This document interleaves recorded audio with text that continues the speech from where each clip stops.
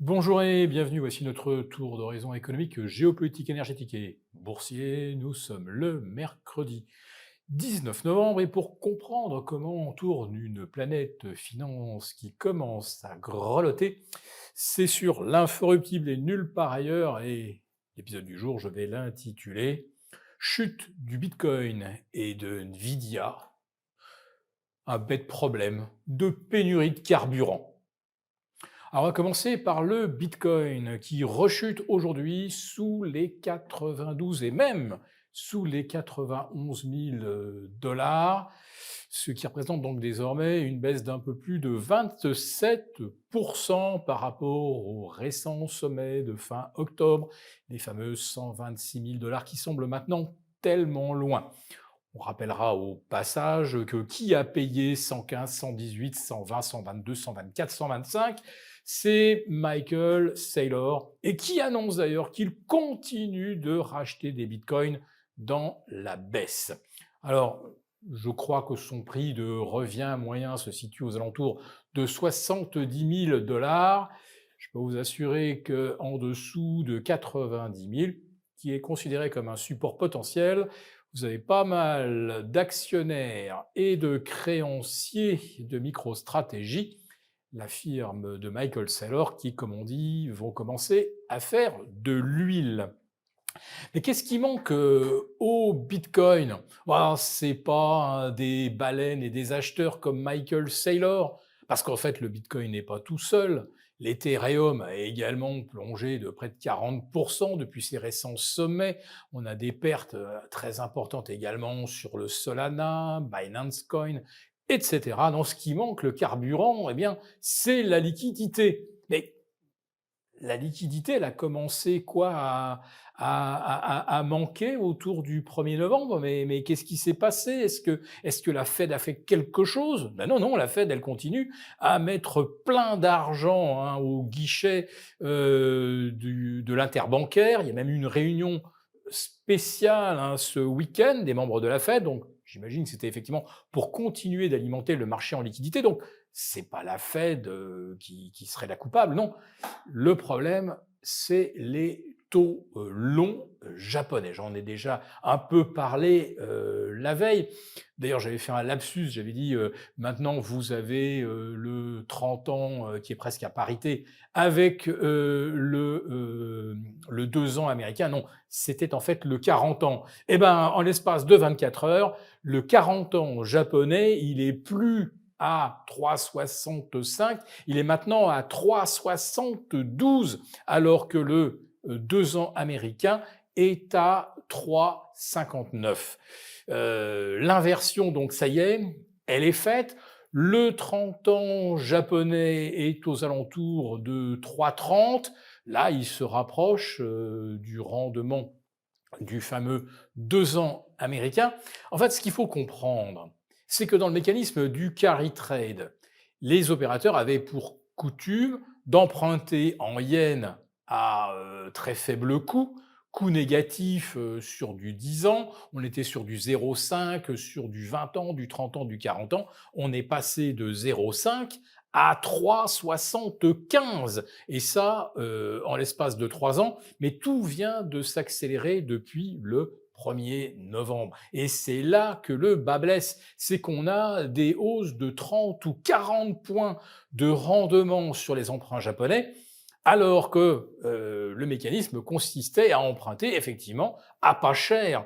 Mais pour ceux qui, il y a quelques années, empruntaient à zéro sur du 10 ans japonais, maintenant il faut sortir 1,80. Pour ceux qui empruntaient sur du 20 ans, on empruntait à 0,60. Maintenant, c'est plus de 3,30, etc. Donc, ceux qui vont devoir rouler leur position, ben, ils vont tout simplement pas le faire. Ils vont renoncer. Autrement dit, cette espèce de corne d'abondance du carry trade est en train de s'enrayer complètement et c'est ce manque de liquidité qui est en train aujourd'hui de faire chuter tous les actifs qui ont besoin de surliquidité pour performer. Quant à Nvidia, alors je vous parle d'un manque de carburant. Bon, c'est plutôt un manque de gigawatts. Quoi que Nvidia annonce ce soir, et peut-être qu'ils annonceront des résultats historiques, ils le seront naturellement, ils vont battre tous leurs records de profit, il n'y a aucun suspense. Ils vont peut-être aussi annoncer des perspectives de croissance encore plus mirobolantes. Là aussi, c'est facile hein, de prendre une courbe, de demander à des algos d'aller chercher les objectifs les plus étourdissants. Le problème, c'est que si d'ici 2028, il y a 400-500 milliards d'investissements dans des data centers, c'est-à-dire une hausse de presque 100% hein, par rapport à la puissance déjà disponible, eh bien, l'énergie aux États-Unis, elle n'existera tout simplement pas en 2028. Vous pouvez acheter autant de GPU que vous voulez, des millions de GPU, il n'y aura pas d'électricité pour le faire tourner, ou alors il faudrait éteindre toutes les villes et éteindre le chauffage l'hiver, la climatisation l'été, demander aux gens de ne plus recharger leur voiture parce qu'il n'y aura pas assez d'énergie, pas assez de gigawatts aux États-Unis. Il faudrait installer une trentaine d'EPR de 1400 gigawatts d'ici 2028 pour que les hypothèses que reflètent les investissements fassent que les capacités de calcul puissent être effectivement exploitées. Donc, si vous achetez des GPU qui ne vont pas fonctionner, faute de courant, vous n'allez tout simplement pas les acheter. C'est un petit peu comme si vous fabriquiez 1 million de véhicules automobiles en plus et que vous n'avez pas de raffinerie pour approvisionner les stations-service en essence. C'est exactement la même chose. Donc, quoi que